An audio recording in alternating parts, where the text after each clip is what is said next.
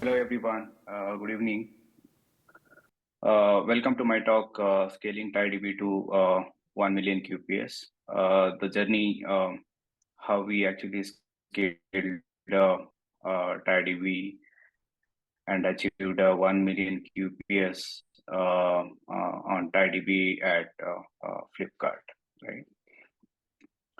Yeah, my name is Sachin, and currently I'm working in Flipkart as a lead SRE in the Flipkart internal DBAS team. And it's been like more than 10 years now with Flipkart that I have been working, right? And Flipkart is an India's largest e-commerce company. Uh, uh, so most of you, I think, already been aware with what Flipkart is doing and what is the scale it is actually dealing with, right? And let me just brief out like few things about the Flipkart, right? We have around 400 million registered users, and there are more than 10 million daily page visits in the Flipkart. Okay? And we deliver about 8 million shipments per month, right? And Flipkart is organized as a marketplace where different sellers can actually onboard as a seller onto our platform and then list their products and sell the goods on Flipkart. All right. And we have more than 22 warehouses situated different parts of the India also, right? And all of the tech on Flipkart actually runs out of two private data centers that we have, right? That's a very much like a brief about what uh, we do at Flipkart, right?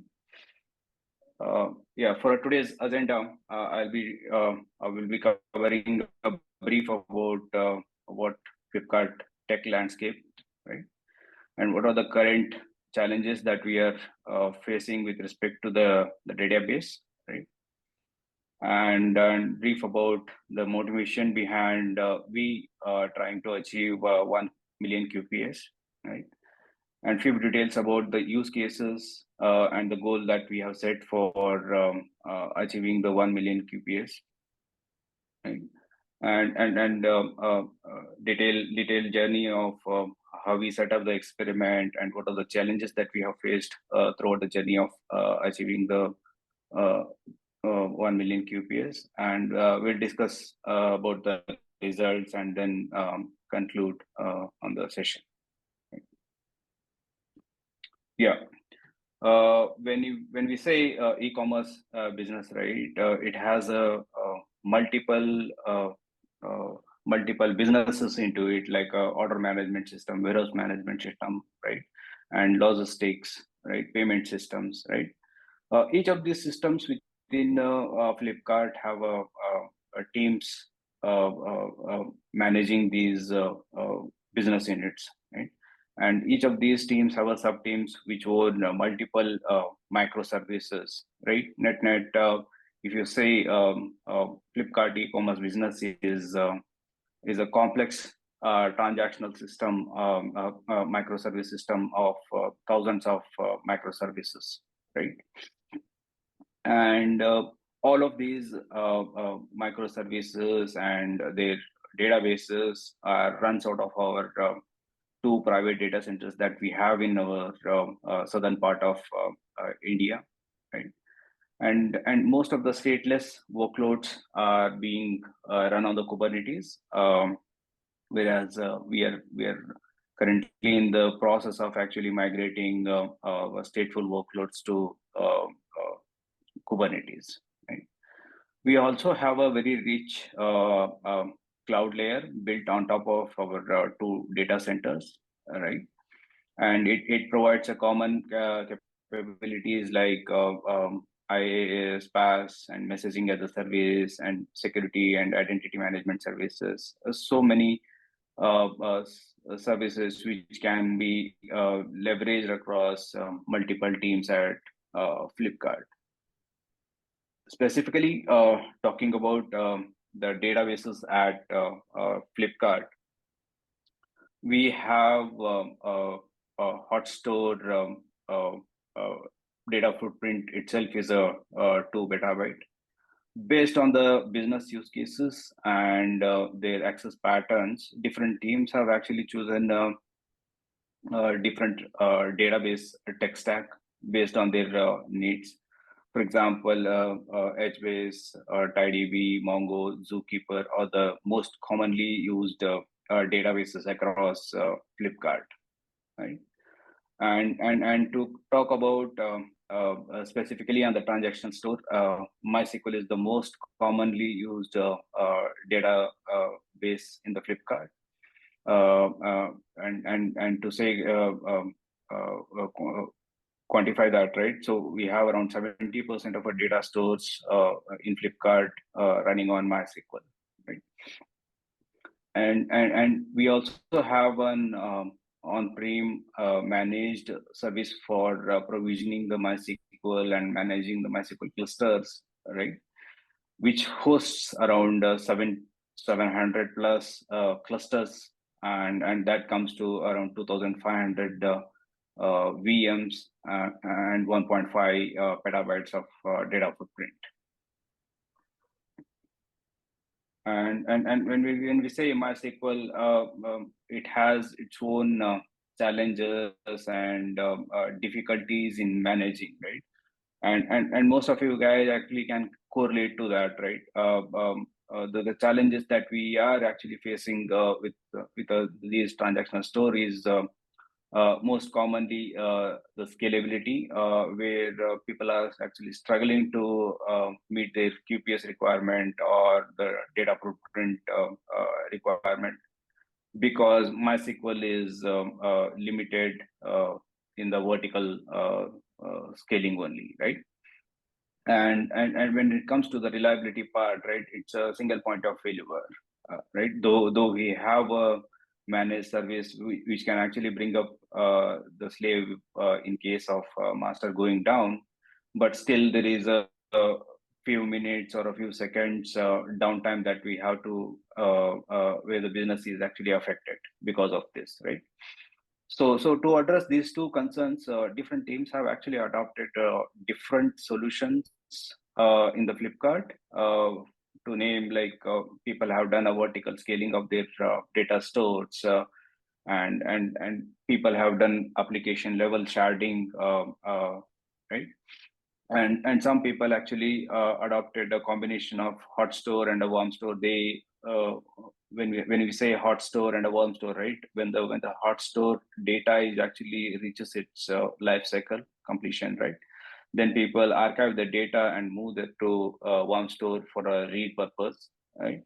That's how they manage the data footprint at a hot store, right? And few teams in the Flipkart actually adopted the Vitess as well, but when you say these solutions, when you look at these solutions, right, this comes with a lot of management overhead at each of these teams, and they have to actually deal with these on a day-to-day basis, right?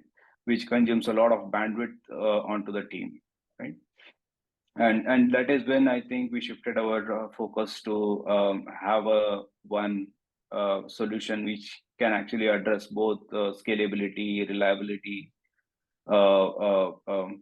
problems that we are already facing, right? And the distributed SQL actually look to be very promising solutions for us in this way, right? And we evaluated multiple solutions out in the market, like Cockroach DB, Gigabyte DB, and a TiDB. TiDB has actually emerged as the best fit for our use cases because most of our use cases, transactional use cases, were running on the MySQL, so it would be very easy to port port the application database stack from a MySQL to a TiDB, right? Without actually changing much of a code base also, right? Yeah. Yeah, what motivated us to try out these benchmarks in our Flipkart, and just to name a few high throughput services which are actually sitting on the MySQL, right? So these are the few examples that I can actually quote here. There are few more use cases who needs like a very high QPS and low latency requirements, right? Shipping, these are like a post order systems at Flipkart. To name like a shipping has around read QPS requirement of 500K, and a write QPS is around like a 50K, right?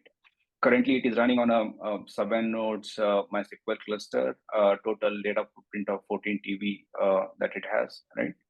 And currently, these MySQLs are running on a bare metal. So bare metal is a machine, you could say, which is a maximum capacity we can get in our data center, right? One machine with a 96 cores and 500 GB of RAM and then 3 TB of disk, right? FSD is also an post order system which has a QPS requirement of 600K read QPS and 80K write QPS. Right? When it comes to the topology, right, it has around 12 nodes in the cluster, and 30 TB is the overall data footprint. And as I mentioned in the shipping use case as well, this is also deployed on the bare metal machines. Right? SRMS is a post order system. Which has around 200K, 250K read QPS requirement. Currently, they are using a Vitesse.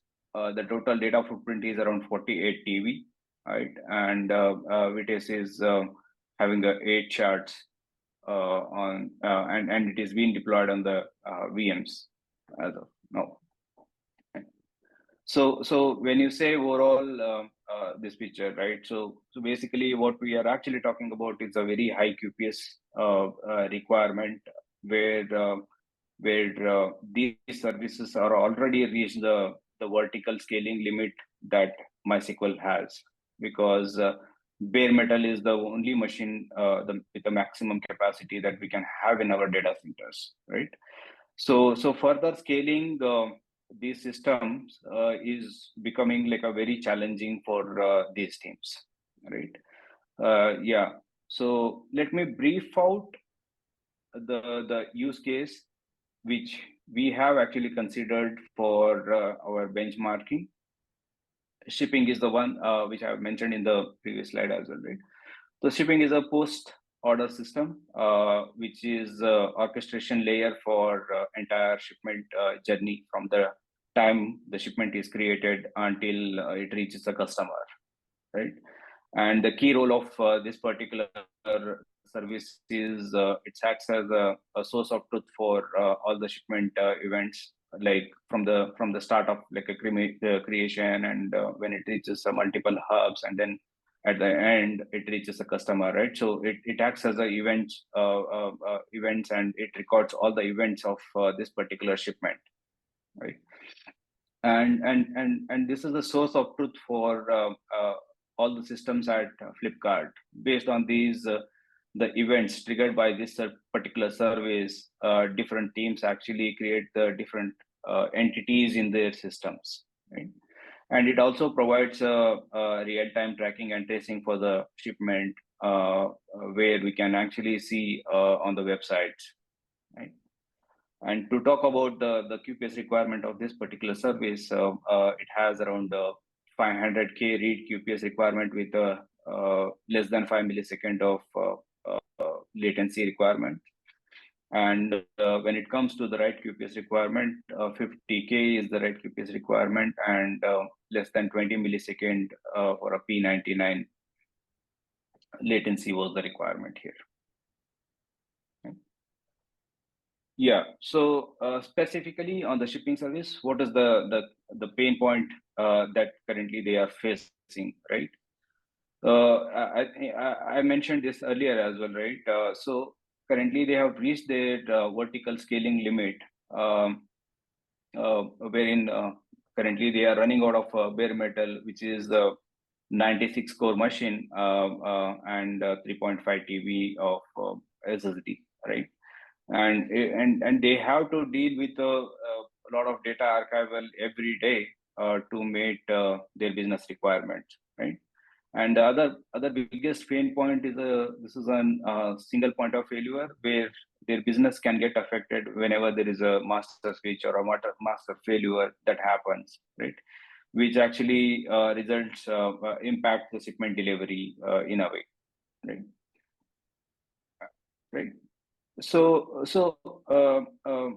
we already running a TiDB at Flipkart since 2021. But so far, what we have been actually running on the Flipkart was with a very moderate workloads like 60K of reads and 15K of writes. Though these systems are running for more than 2 years, it was not enough for these teams to consider this as the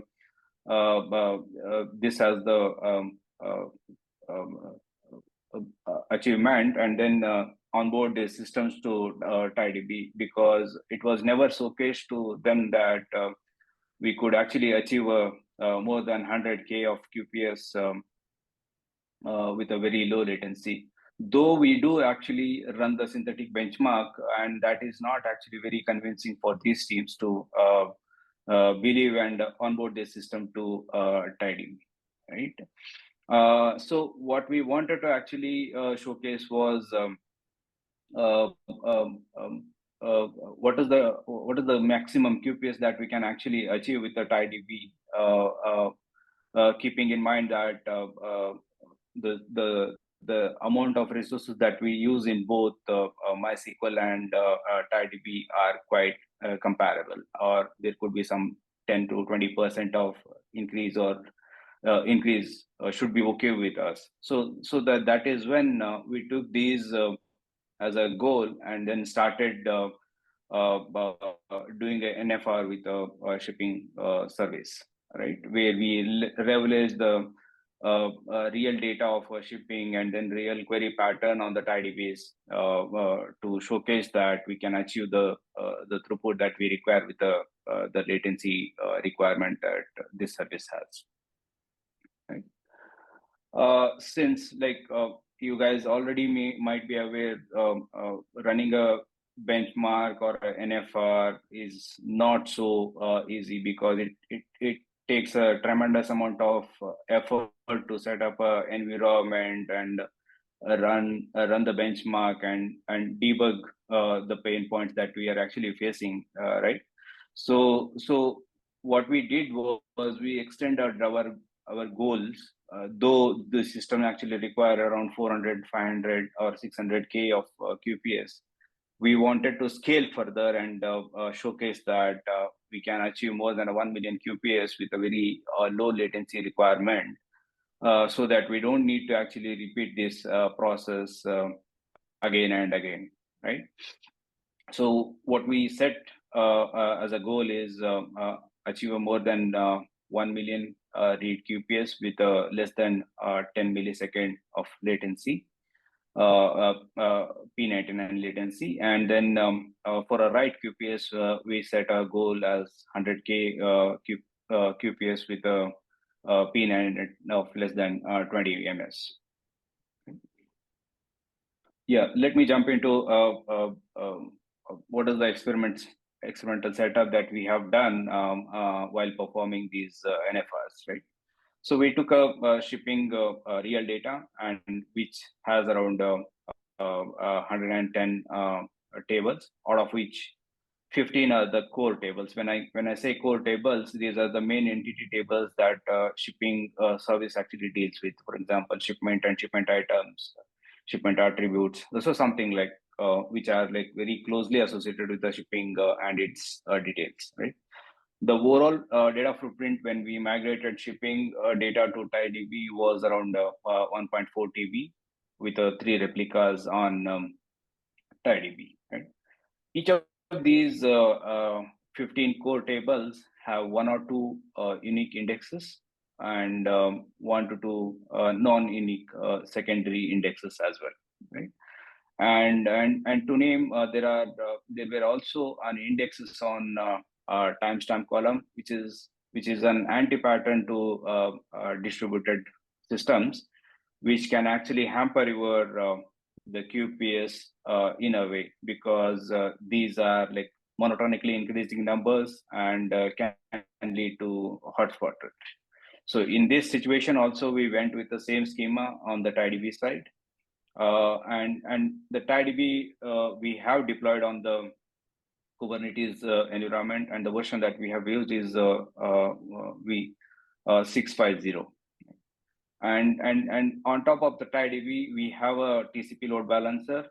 This is a Flipkart in-house solution which runs on the HA proxy. And for generating the load, we have done a scum scripting in the sysbench, and there was some Java application that we have used for a write workload. When it comes to the specific workload patterns, right, there was a pointed get queries either on the primary key or on the secondary key for a read workload, and purely the insert queries on the write workloads. Right. Yeah. So the journey started here. We started running the benchmarks on TiDB with all these setups. We bootstrapped the TiDB with the shipping data. So generally, the application team used to run the benchmarks using their own way. For example, they have built an in-house tool on top of MySQL slab, right? What it does is it collects the general logs from the existing MySQL setup, right? Wherein what they do is they take out one slave out of rotation from the cluster. At the same time, they also enable the general logs from the master, and they record these general logs for an hour or two, so that they will be able to exactly replay the query pattern that they have on the slave and generate the load and record what is the QPS that we are actually achieving, right? So this is the way that they have been actually doing the NFS, and similar benchmark tools we tried on the TiDB side as well, where we took a snapshot of a slave and then restored onto the TiDB and replayed the general logs. But what we were actually able to achieve was around 152K QPS with a P99 of 15 millisecond, right? When you say when you see here, the QPS is actually very low, and also the latency requirement that we have is far away from what we require. What we require here, right? What are the problems that we have seen in this particular approach was the query pattern that we are actually executing, right? Are we without the prepared statement here, right? Which actually consumes a lot of processing, query processing, and analyze. These things actually take a lot of time. So from the target we have actually set to ourselves, these minor things also matters to us. And the second point was, we were actually seeing a very high failure rate with this approach, because certain query patterns on the metadata table or the commands like a show slave status, show master status, which are recorded in the general logs, are not supported on the TiDB side, which are resulting into the very high failure rate. So net, we were actually not meeting our target. So we wanted to actually get rid of this particular tool and build on our own script, right? So what we did was we first tried out. We took a help from the application team to understand their query pattern. They have shared us one major API where the 95% of read calls are actually happens, right? And we understood the query that this particular API does, and tried actually simulating that in the script that we have written in the Python, right? So what we did was we picked all the shipment IDs from the database and iterated over it, and run the multiple instances of the script, and tried generating the load. Because of some limitation at the Python connector library, we were not able to generate the required load on the databases. So the next step that we did was we built a sysbench Lua script, again simulating the same pattern, where we iterate over the shipment IDs and run the queries that the API was actually executing, right? So in this approach, we also did a server-side prepared statement, so that like our optimizer cost and gets reduced, and overall the query latencies will increase, right? And with this approach, we were able to achieve very slightly higher than what we achieved in the previous run. It was around like 156K QPS at P99 of 14 millisecond. So when we analyzed this particular run, so what we saw was there is no bottleneck on the TiDB side, right? But we were seeing a very high CPU utilization on the load balancer, and we also observed that the load balancer is actually running on a very old version of HA proxy, which was actually consuming a lot of CPU resources, right? So in the next step, what we did was we tried actually. So mostly the issues that we were seeing with the TCP load balancer. So that is when we tried actually tweaking around that TCP load balancer, and try to see if we can actually achieve a more throughput here, right? So what we did was we first tried with eliminating the TCP load balancer altogether. We directly connected our load generator to each of these TiDBs and tried running the test, right? And second thing that we tried was we tried actually upgrading the version of HA proxy, which was actually self-hosted. Until now, we were actually using a centralized offering of our Flipkart, but changing the version altogether would need some more investigation or some more improvements that we need to actually convince our NetOps teams, so that they will be able to take up the upgrade activity, right? So what we did was we first tried out our own HA proxy, as in like we hosted our own HA proxy server, and then tried running the benchmarks, right? And along that line, we also bump up the resources on the TiDB on the HA proxy side. So with this approach, we were able to achieve the QPS on the double the QPS that we have already achieved, right? For example, we were able to achieve around 350K QPS at 230 millisecond latency, right? So the observation that we have here here is overall the query latencies were way too high than what we actually require, right? And in this case, what we were actually observing was very high CPU utilization on the TiDB side, and other observation was the skewed distribution of TiKV pods on the underlying K-test node was actually creating a noisy neighbor problem, right, in the packet processing. So we went ahead and discussed with our infra team specifically on the third point, and wanted their help in actually debugging why the latencies were actually spiking on certain TiDBs. So when they actually took a closer look at these, right, they came back and uh, uh, uh, helped us understand these particular things, right? So there is some congestion that is happening at a packet processing because of skewed distribution,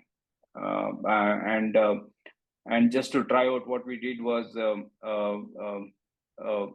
we by default actually enabled ARFS on the these worker nodes, because the Intel processor had some known bug with respect to this particular feature.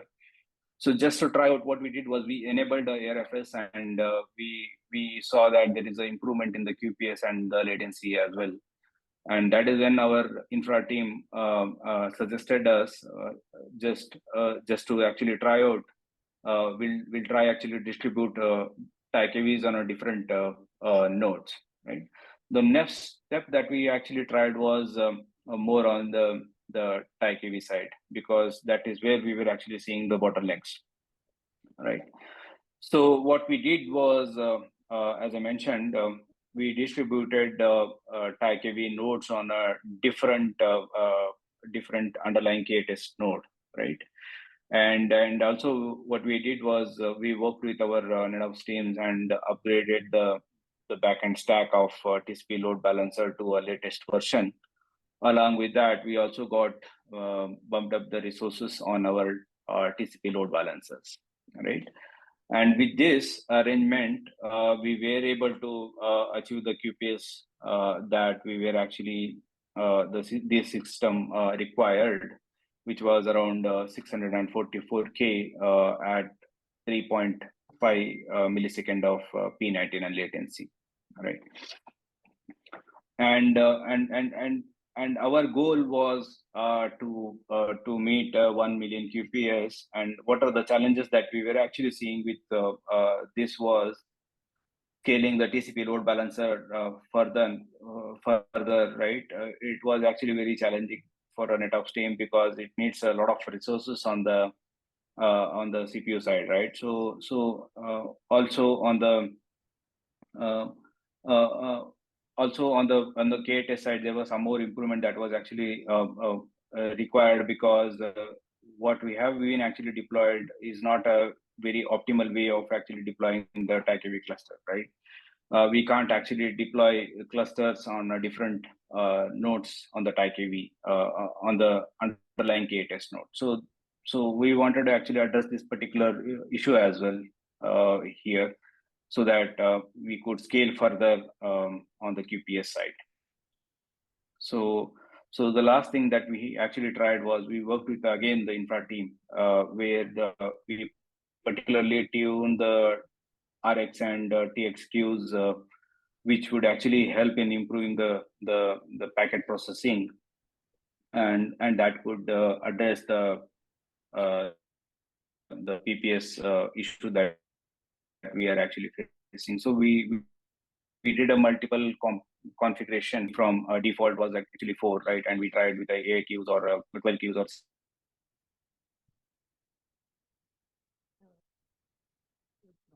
but best configuration, which was actually 16 cores for this TX and RX. And what also we did was, we know the limitation of TCP load balancer, and we got to know that we can't actually scale it further. So what we thought was, instead of actually accessing a TiDB cluster through this TCP load balancer, why not we leverage the cluster service that is there in the KTS itself, right?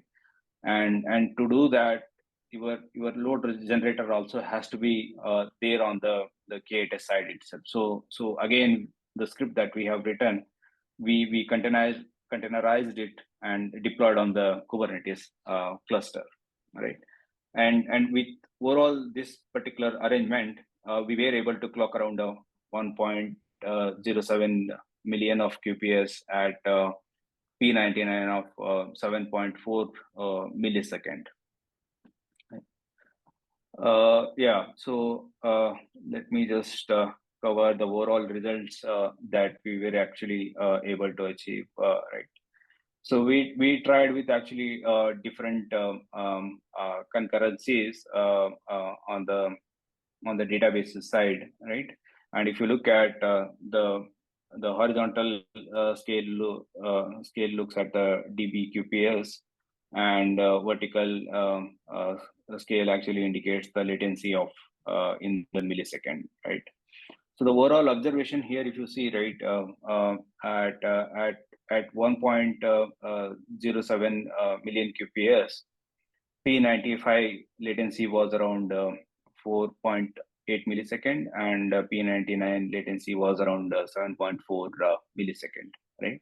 And if you look at the P99 and P95 throughout the 1 million QPS, we saw that there is not much of a gap. So we were able to see nearly 1 millisecond of latency difference between the P99 and the P95 here, right? And when we reached 1.9 QPS, right, so that is when we saw some CPU spikes on the TiDB side, which was more than 65%, and the latencies were actually diverging more on this, right?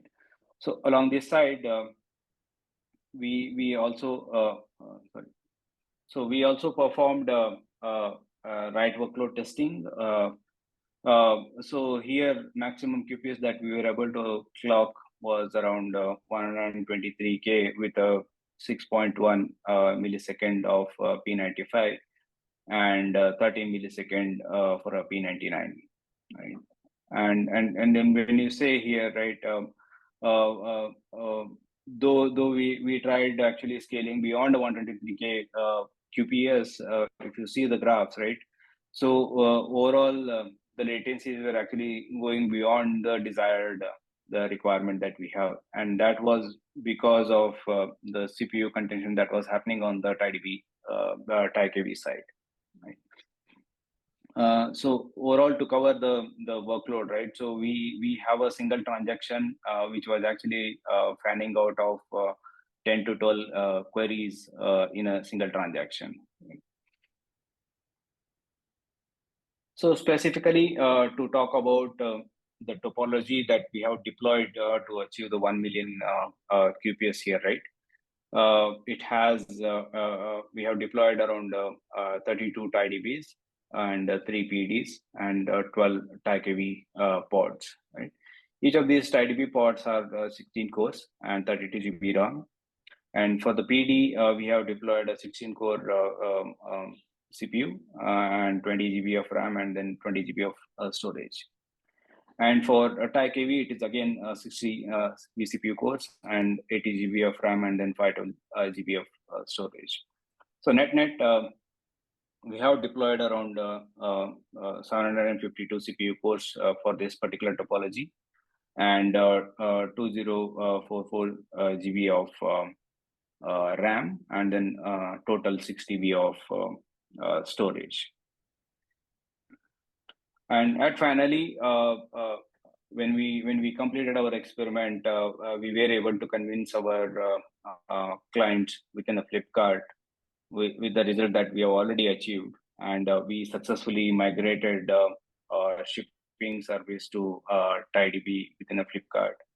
And the goodness that we were actually able to see was when they migrated from MySQL to TiDB, we saw a huge storage footprint reduction, right? We were able to see 90% of storage reduction when they migrated their database to TiDB, right? For example, overall there was like a 14 TB of with the 7 nodes in the MySQL. When they migrated to TiDB, 1.4 TB with the 3 replicas, they were able to see, right? And in terms of RAM, we were able to see 30% of reduction, net 2.5 TB of RAM used on the MySQL side, whereas on the TiDB side, it was around 1.75 TB. And here, like on the CPU side, we slightly used higher than what we have been using in the MySQL side. It was around like a 20% of increase in the vCPU cores. Total 504 was on the MySQL side. On the TiDB side, we have used around 608 CPU cores. And to conclude this story, right? There are a few highlighting points. So with the TiDB, we were actually able to achieve the QPS requirement that we required with a very low latency requirements for these critical systems.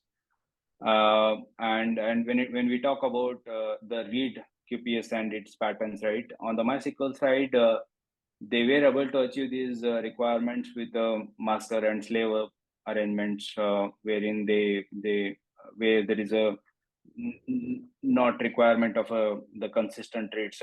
All they do is they point their reads to slave machines. And whereas on the TiDB benchmark, what we have been actually able to showcase was all the reads that we do here is a consistent reads, right? And when it comes to the write performance, though the experiment was actually more focused on the read perspective, right? But we were actually able to showcase and demonstrate to our clients that we can actually achieve more than 100K of write QPS with a very low latency of 6.1 millisecond, right? And at finally, what we can actually say is the journey of actually achieving a 1 million QPS itself was actually very challenging from the time we started actually building, deploying our clusters, and then writing our own scripts to generate the load, and then deploying on the environment, which took a tremendous amount of coordination between the multiple teams at Flipkart, like an infra team and then ELB teams. So finally, we were actually clock around 1 million QPS, which was like very good exercise for all of the teams at Flipkart, right? And that finally, when we actually published these results within a Flipkart, most of the teams actually got convinced by these results, and they started actually migrating their workloads to Flipkart TiDB, right? And finally, I could say that like more than 5 high QPS requirement systems have been actually migrated to TiDB. Right?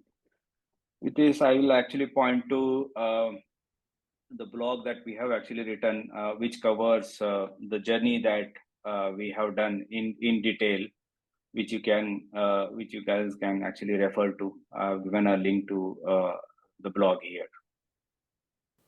Yeah. With that, I'll end my session here. Yeah, any questions? Any questions?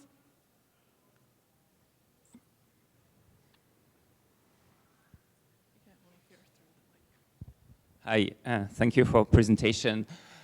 For your test on 1 million QPS, it was a read load you mentioned, right? And it took about 700 cores.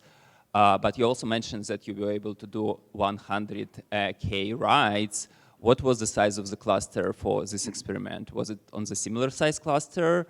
Was it as a simultaneous payload, or like you did it differently? Yeah, it was on the same cluster. So we used a 700 for CPU core itself. And what we did was we took one API from the service, right, where they did write the separate API, which consists of, which mimics the actual API of application. And then they generated the similar load that they have in the application as well. So did you write simultaneously 100K writes and 1 million reads, on the same cluster and got this latency, or that was a separate tests on the same cluster? No, both are actually separate tests. We didn't actually do a mixed load test here. Okay, thank you.